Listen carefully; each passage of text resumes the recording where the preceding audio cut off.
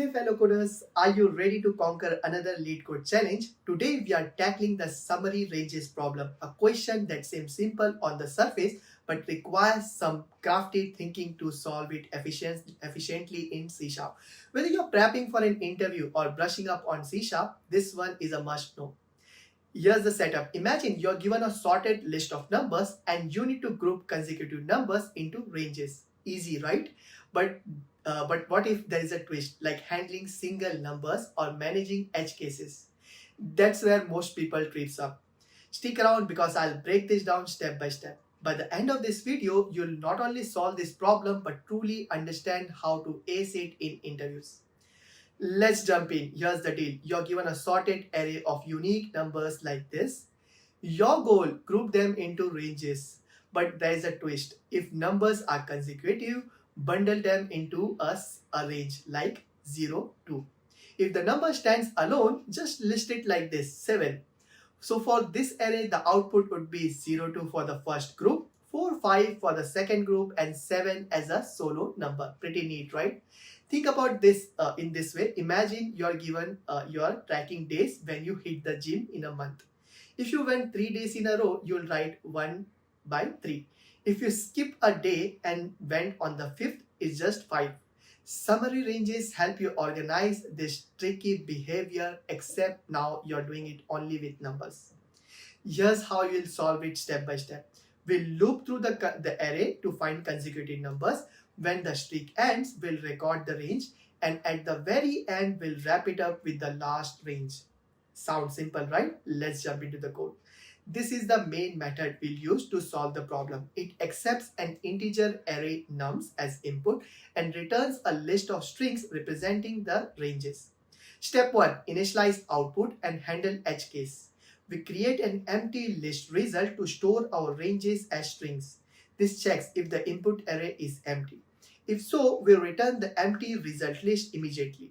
No ranges can be found from an empty array. Step 2. Start tracking a range. We initialize a variable start to the first number in the array. This marks the beginning of our first range. Step 3. Iterate through the arrays. We use a for loop to iterate through the array starting from the second element, that is index 1. This loop will process each number to determine if it continues the current range. Step 4. Check for a break in consecutive numbers. This checks if the current number num_i is not consecutive to the previous number, that is num_i minus 1.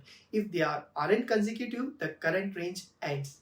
Step 5. Add the complete range to the result. If the range contains only one number, that is start equals to the last number in the range, we add to the result as the single value. Otherwise, we'll add the full range in the format, that is start and end. Now that the current range is complete, we reset start to the current number.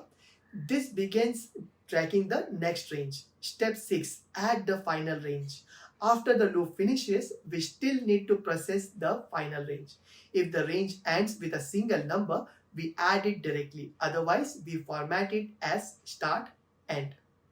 Step 7. Return the result. The function returns the list of ranges we have built.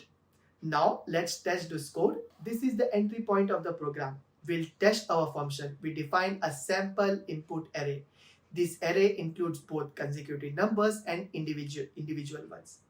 We call the summary range methods with our sample input and store the result in the range variables. Finally, we print the output. The string.join methods formats the list of ranges into a single comma-separated string for display. Here's a quick recap. Start with the first number. Keep adding the numbers to the range while they are consecutive. Break the range when there is a gap. Record it and start fresh. Don't forget the last range after the loop. Before you try this yourself, here's a quick pro tips of handling edge cases like empty arrays or arrays with only one number. Practice with varied inputs to ensure you're catching all scenarios. Why should I care about this problem? Well, it's not just about arrays. This problem builds your ability to break down a challenge systematically, a must-have skill for any coders. And there you have it, folks, a clean, efficient solution to the summary ranges problem in C Sharp. If you have found this helpful, drop a comment and hit that subscribe button. Until next time, happy coding, everyone.